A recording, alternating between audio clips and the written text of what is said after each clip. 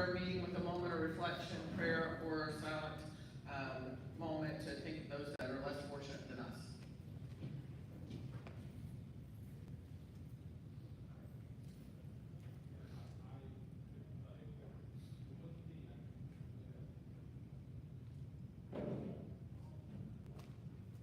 Thank you. We have a lot to cover today, so we will be very busy, and then our speaker knows that we have a lot to go over before we get to her. So let's get started. Randy is going to lead us in the flag salute, and Dennis will lead us in the four-way test. Please join me in the Pledge of Allegiance. Pledge allegiance to the flag of the United States of America and to the republic for which it stands, one nation under God, indivisible, with liberty and justice for all. Of things we think, say, and do. Is it the truth? Truth? Is it fair to all concerned? Will it build goodwill and better friendships? Will it be beneficial to all concerned? Thank you. You can be seated. All right. Have an introduction around the room today. We do have a couple of guests with us, so Well, I'll let Holly introduce herself because she submitted an application. I did. Hi, I'm Holly Kepler with Strategic Benefit Partners. I'm a small business owner in Norman, and I'm very glad to be here. And I need to walk slowly while Gail finishes her bite. Are you done? This is Susan Wood. She's a Master's of Social Work student at OU, and she's been our faculty student this past semester, one of two that we have, and she's been a great addition. She got a chance to go to the Capitol and talk about some veteran issues. She also was in the Army, and her husband just retired yesterday from the Army.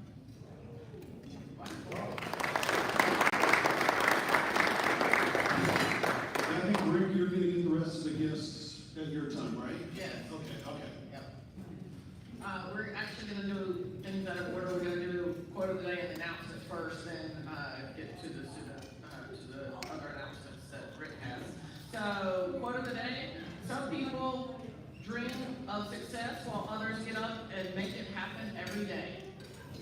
Announcements: there's no meeting here next Monday. We're encouraging everyone to go to the tourism luncheon. There's flyers on your newsletter about the tourism luncheon, and we are willing to give you a credit of $22.50 if you attend. You would have to pay the $45, and you email Steve Wood and let him know that you are attending the tourism luncheon, and he will credit your account. It's going to be great. We're going to hear about the 2028 Olympics coming here, and we are excited about that and want to support that here. So please don't show up here. Please show up at YFAC, which is the Young Family Athletic Center, on 24th, next Thursday. Please RSVP first. You have to RSVP to be able to go to that.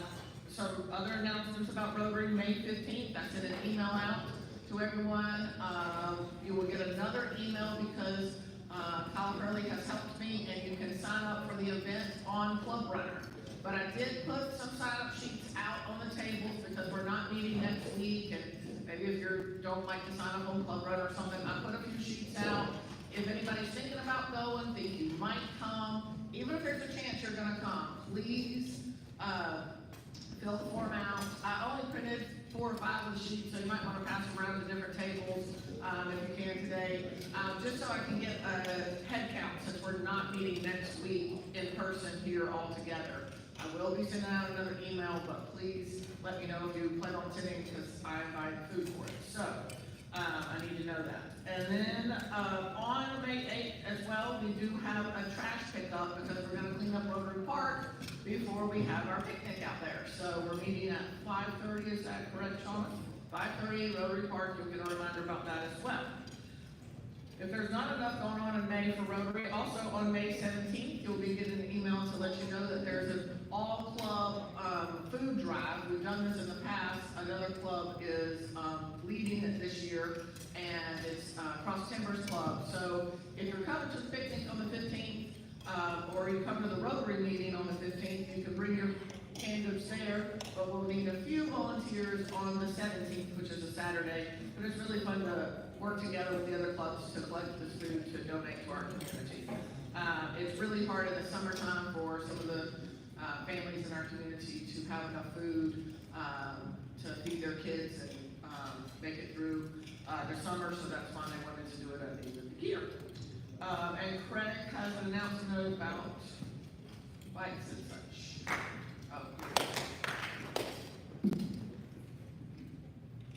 Okay, we're giving away notes tomorrow at 2 schools, and we have those taken care of, and also we're giving away notes next Friday at 2 schools, but we're also giving away bikes and notes next Friday at Reagan Elementary School. And then we're giving away bikes and notes at the end of the school year. Look for a Sign Up Genius for Me Tuesday next week to do that in the school year. And we're going to meet, Liz already said she'd go to Reagan on tonight, so that's the one that's really short. We're giving away notes today, and then notes and bike next week on that. So anyway, there will be a Sign Up Sheet going out, Sign Up Genius going out to me, for me, next Tuesday, I think. Should be Tuesday. And we're signing up a couple weeks after that. So, thank you.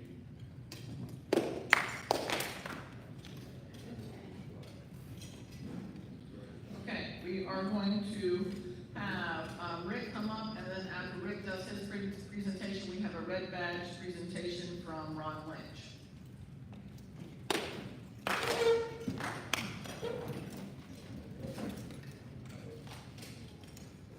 Well, hello, this caps off 7 months of reviewing and selecting and meeting these students of the month that are now students of the year. Before I get started, if you were on that selection committee, would you mind standing? It is our pleasure to review these applications that we get every year, but it's also extremely challenging because these kids are amazing. And I'm gonna highlight some of that today, but I appreciate your time, and we'll just get started with these kids. If I could have Jamie and Christian and Mandy come up, please.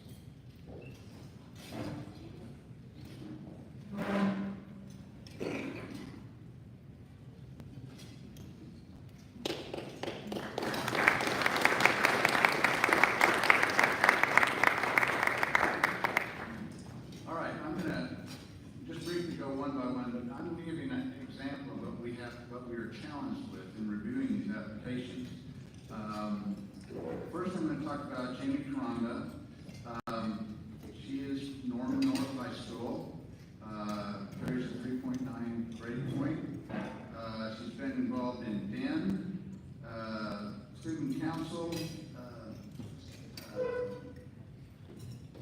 student performing unselfish deeds, SPUD, Rotary, Interguide Club, Norman North Volleyball, Christians on Campus, National Honor Society, and RILA.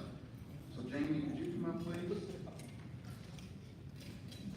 You spoke in your application about a big component of our applications is leadership, and how their activities in high school has helped form that as they develop their students. And I'm going to ask each of them today about one of their application comments that I'd like them to elaborate on. Could you talk about your experiences with Dan and when you came into school and how that helped you? Hi, so I'm a part of DEN. It stands for Developing Excellence at North. It's our student council. I didn't know anything about DEN my freshman year and my sophomore year. I found out about it through making friends in the Tomorrow's Leaders program through United Way. And so my junior year, I applied to be a senator. We have like hierarchy, so it's like executives, chairs, and senators and House of Reps. So I applied to be a senator, and I was so nervous.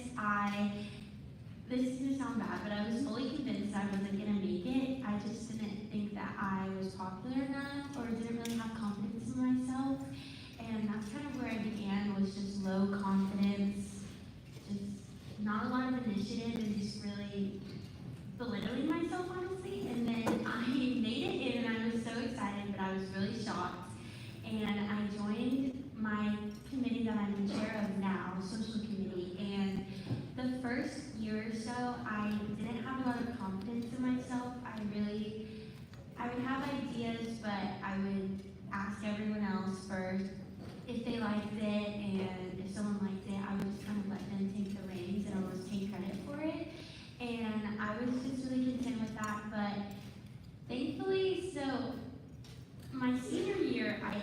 interviewed for the chair position, which is a really scary process. You go into a room with 20 so adults and teachers, and they just stare at you, and you have to give an interview. You have to present a slideshow of why you're qualified to be the chair.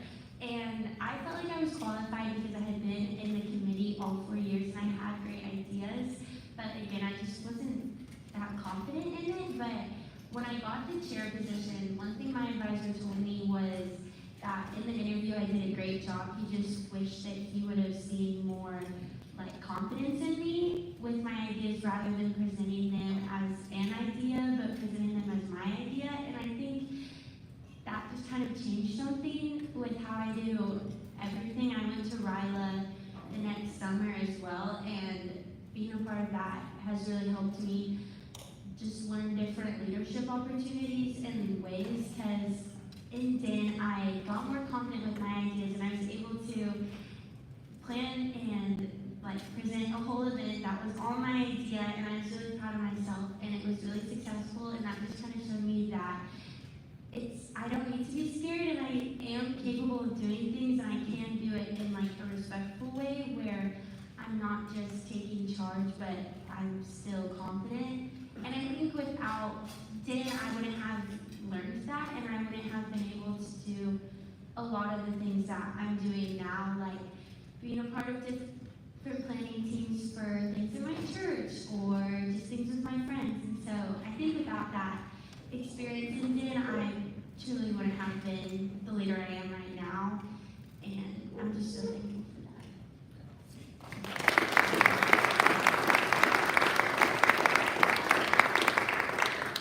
My parents are also here with me today. My mom is here, Angela Caranda. She's in the green sweater. And then my dad is here as well, Stephen Caranda, with the food.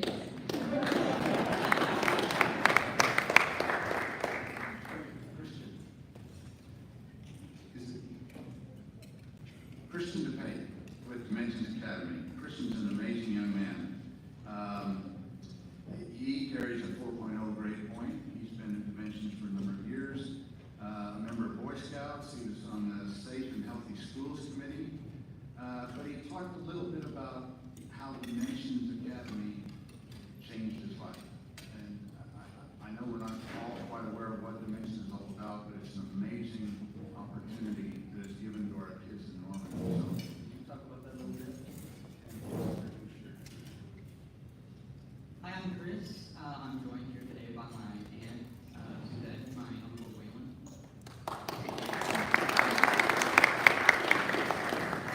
And Dimensions was really my last chance in life. I'm gonna lie, I was neglected and tossed aside. And Dimensions was really like a light at the end of the tunnel for me. If I didn't have my aunt and uncle, and if I didn't have Dimensions, well, I wouldn't be here. I wouldn't really know where I'd be. And it's really helped me. It's let me catch up on what I've missed, let me learn new life skills, develop social skills. It's really helped.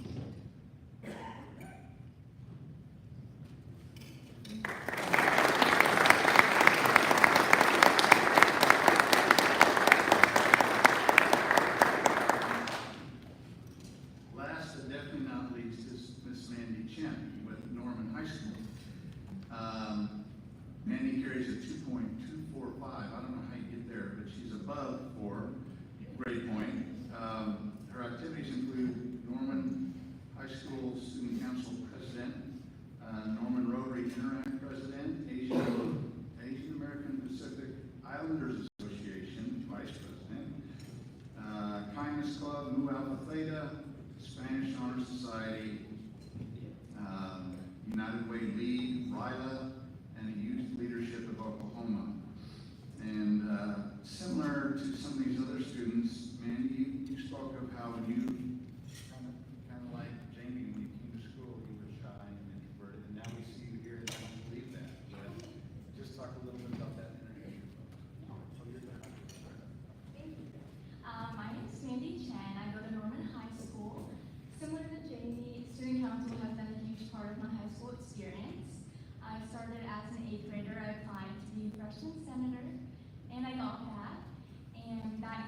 was kind of rocky for our student council. Our advisor had left right before the school year started, so we went that whole year without an advisor and student council, which was a huge difference.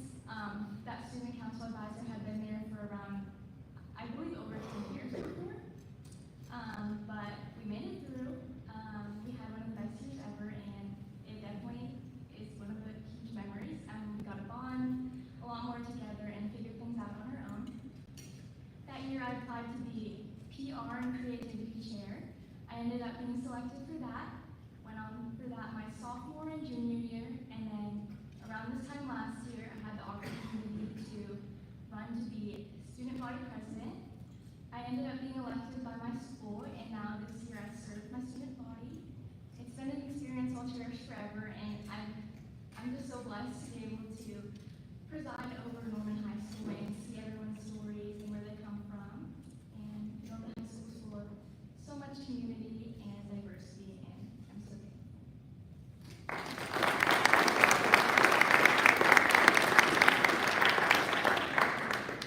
All right. Most important, we have a certificate of their award and a $1,500 scholarship to each student. So, Jamie.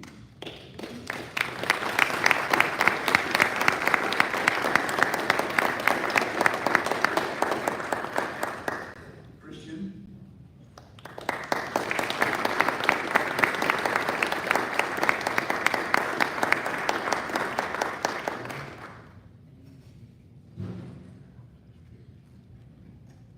And Mandy.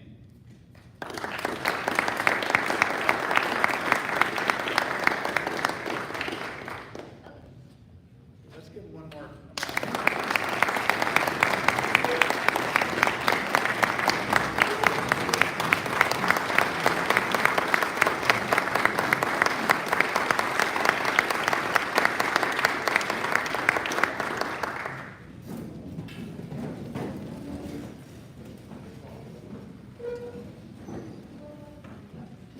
We're gonna take their picture afterwards, so please don't run off, at the end. So now can I have Robin Lynch come up here real briefly and tell us a little bit about him as one of our new Rotarians, and then we will, turn it over to Stephen Brandon to introduce our guest. Thank you. After that, I feel like a way underachiever. Congratulations on that. That's great. I grew up here in Norman. I started first grade here, or I didn't start first grade. My dad was in the military, so I left here while I was in first grade.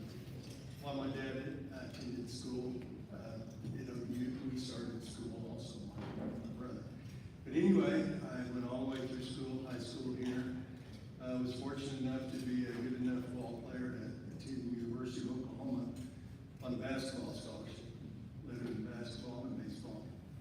I graduated with a business degree with a major in accounting. I went to work for a CPA firm and decided I didn't like sitting at the desk all day. So one of our clients was people that you probably remember, many of you, Linville Hall and Dalton Petty owned the sporting goods store at the time. And they couldn't get along and they couldn't make any money at it either. So I said, why don't you just sell it to me? And I'm looking for something new. So they did. I went down to the City National Bank in Donson, Cox. And back in those days, you could make a handshake deal. You shook hands, gave a 22-year-old kid the money to buy the sporting goods store. So for 13 years, I had a sporting goods store on Main Street in Norman. So anyway, my wife and I then moved to Phoenix, of all things, to get in the restaurant business. And I did Slotsky's Delis out there for many, many years. Put in over 100 Slotsky's Delis in the Southwest. Slotsky's is mainly a Midwest concept that started in Austin, Texas. After that, I sold back. My interest in online sold back to the company. Started my own concept called the Tilted Kilt Pub and Eatery. And we put in 100 of those in all across the country for many years. And fortunately, sold out before COVID. So, but I've still had one restaurant that's still hitting me hard during COVID. But anyway, we got back here, we decided we wanted to move back here. Deb's sisters are here, her mom's still here with us, and a lot of my relatives. So we always thought we would move back to Norman, and we finally did 34 years later. So here we are, we moved back with one of our daughters and one of our grandsons. I have another daughter, and is going to Pepperdine for her graduate studies, and she has 2 daughters. So we're back in Norman, really, really enjoying it. I meet a lot of old, new friends.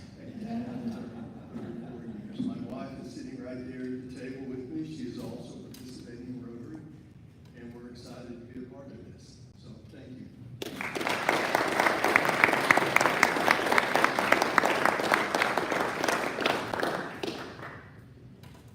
I think I'll quote you, Ron, and tough to follow that. I usually don't feel short, but you. I think we all know the benefits of donating blood. Yes. How many donate blood regularly? What about platelets? Never think about platelets. A couple hands went up. There you go. You got some fans in there. We are delighted to have Liv Walbeck with us. She's with the Oklahoma Blood Institute. Maybe they should call it OBI, Oklahoma Blood and Plasma Institute. Just an idea. Yeah, we could. Okay. She's going to come tell us about all the benefits of platelet donations. Glad to have you, Liv.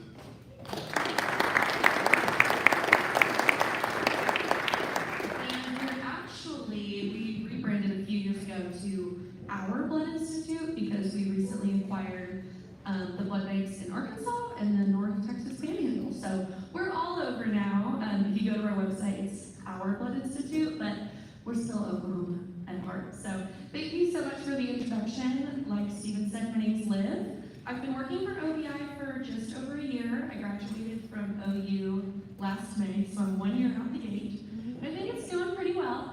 I've had a few different positions. I started on a side project, and then I transitioned to a platelet recruiter, so I come to events just like this. But a few weeks ago, I got asked to take over the social media. So I'm finishing out the appearances and presentations that I had scheduled, but from after this, you'll be seeing me on the Facebook and the Instagram, so feel free to follow us.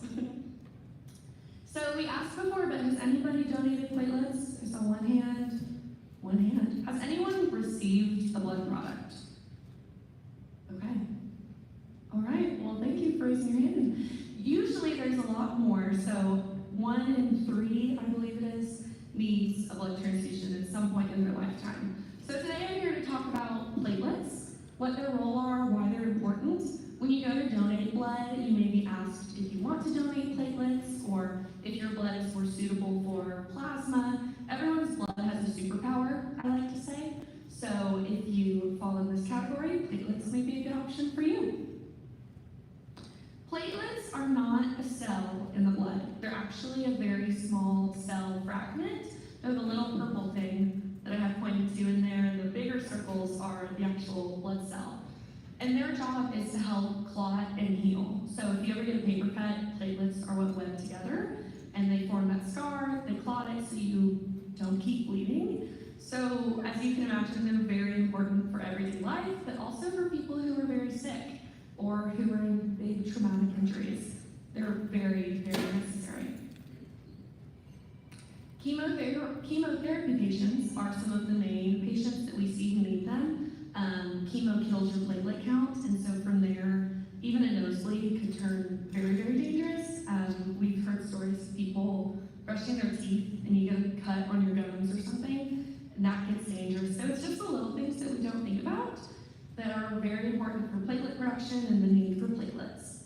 Major surgeries, trauma, big car accidents, things like that, even women going through childbirth, they could be needing platelet transfusions. A fun fact that I recently learned is ambulances often don't have enough blood. We don't have enough blood to supply every single ambulance with blood or platelets.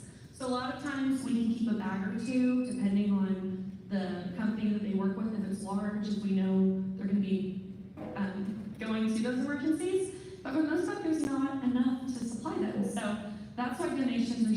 important. Another group is leukemia, blood cancer patients, anyone with aplastic anemia, or any autoimmune platelet destruction type disease. So they're so important for supporting their overall health, but also the recovery of different surgeries, procedures. All people need them. Every 15 seconds, someone in the United States needs platelets, so probably 5 people have needed it by the time I've been speaking, more than that. And 2 million doses are used each year in the United States. But the tricky thing with platelets is they have to be used within 5 days. So when you donate whole blood, those can sit on the shelf in the freezer for 48 days. 48 days, they can sit in the freezer. And you can donate every 56 days. But platelets are different because they only last 5 days, and you can donate every 7 days. So going in and sitting in a chair with a needle in your arm every single week is a big commitment, and we know that, I know that as an employee. I do it often, but even as an OBI employee, it's hard to take time and sit in a chair and go downstairs. So I completely understand it, but that's why I'm here today, to see if anyone has time and everyone wants to consider donating or talk to their friends and family who would be interested. Another thing that's interesting is our donor pool is aging. So 81% of transfusions come from patients older than 50 years old. And between 2017 and 2019, the need for platelets increased, but the collections went down. So we're technically in a platelet shortage all the time, but if people donated more frequently on a regular basis, then we wouldn't have that issue. This is some criteria for donor eligibility. So we do have blood drives at high schools, college campuses, so some people who are 16 and 17 can still donate with parental consent. But your height and your weight is really important when donating platelets. You can donate more or less depending on how tall you are and how much you weigh. So as long as you weigh 109 pounds, you're usually good to go. Your platelet count, this is kind of sciencey. I'm not a science brain, so I always break it down like this. You need to have 150,000 platelets per microliter, which is a super small amount. You're only really going to know that if you go to the doctor, get your blood tested, or come donate blood, and we'll tell you. This is the platelet donation process, so it's very similar to donating blood. You go in, you fill out a health questionnaire, and our phlebotomists just make sure that you're feeling good and you're ready to give. The withdrawal is probably the scariest part that everyone's nervous about. It's the needle.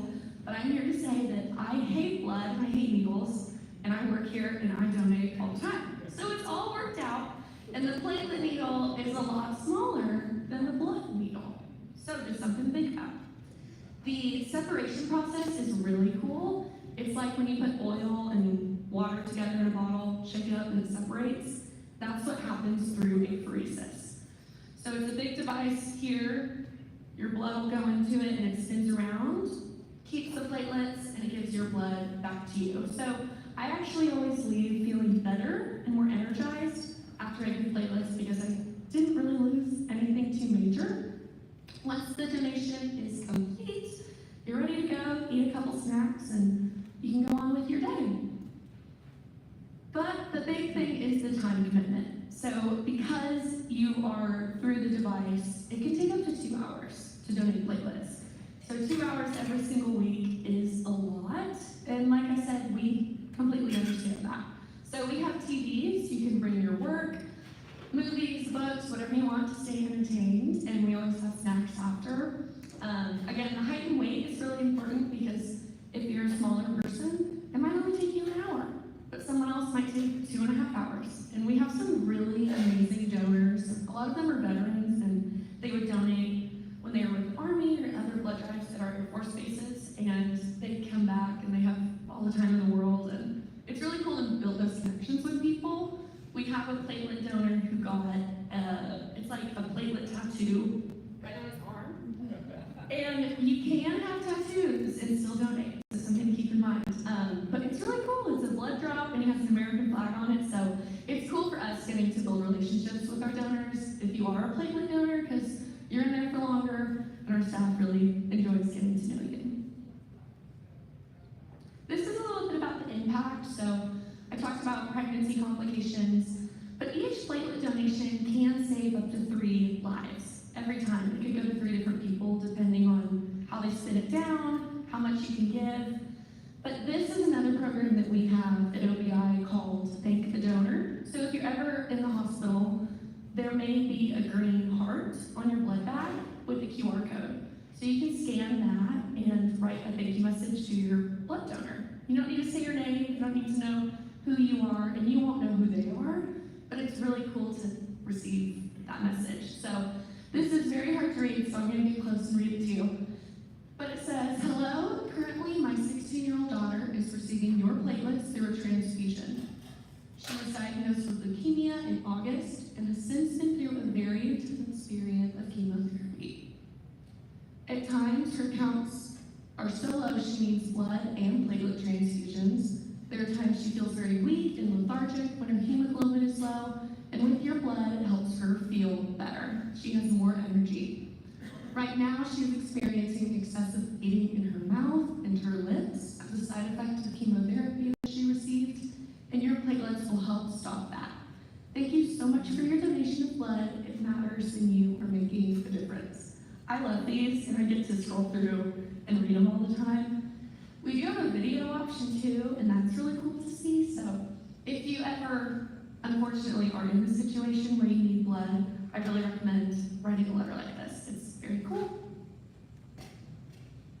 So at the end of the day, platelet donors are our superheroes. They're a vital part to every community that we're in, to every person walking around with us. So if you have the time, we would love to see you at our Norman Donation Center.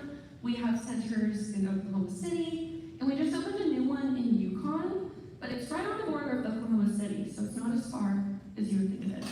So if you're interested in booking an appointment, you can feel free to scan that QR code or head to our website. We're always happy to see you, and thank you for giving me the time to speak to you today. Are there any questions?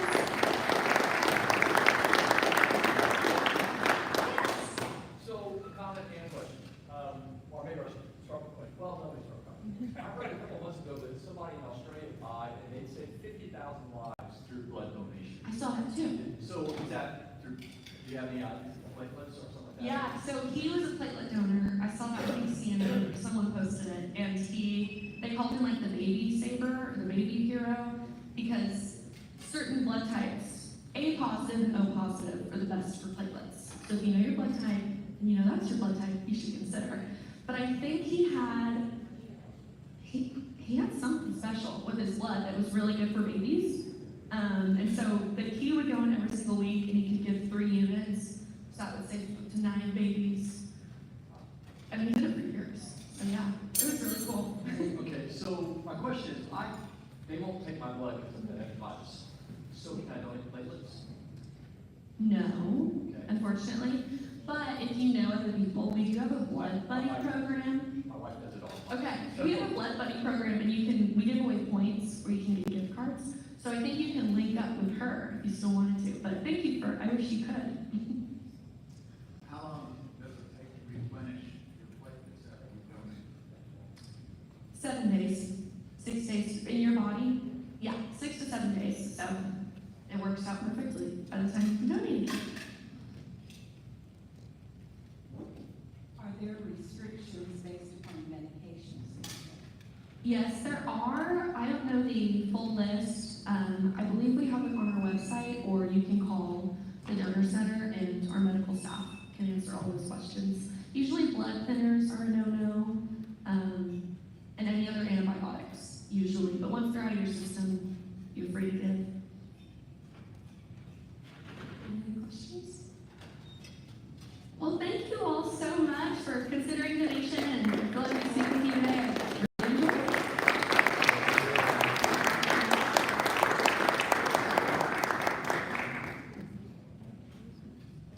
Thank you, Liv. I do want to apologize, we had your name wrong on the PowerPoint, but there's so many Liz's that we have. I mean, there's several of us, so it just made sense that maybe we wanted one more Liz. So we apologize for that, but we do appreciate having you here today, and thank you for understanding about, we had a lot to today as well. So, for everyone, I'd like to thank Holly and Susan and Allison for coming today. It was great to see y'all. Mandy, Chris, and Jamie, and your families. We really appreciate y'all being here and being students of the month and having that opportunity for us to be able to meet y'all throughout the year. Thank you for your parents for coming today to support you, and we do really wish y'all the best. Don't be strangers if you're back in town or here over the summer. If you want to come back and visit our club, we would love to have you.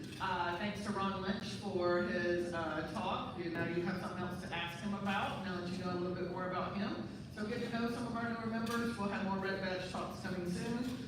Remember, next week we're not meeting here. We'll be at the YFAC on the Young Family Athletic Center and it starts at 11:30, not noon, next Thursday. So make note of that in your calendar. We hope we see a lot of you there. And with that, we're adjourned.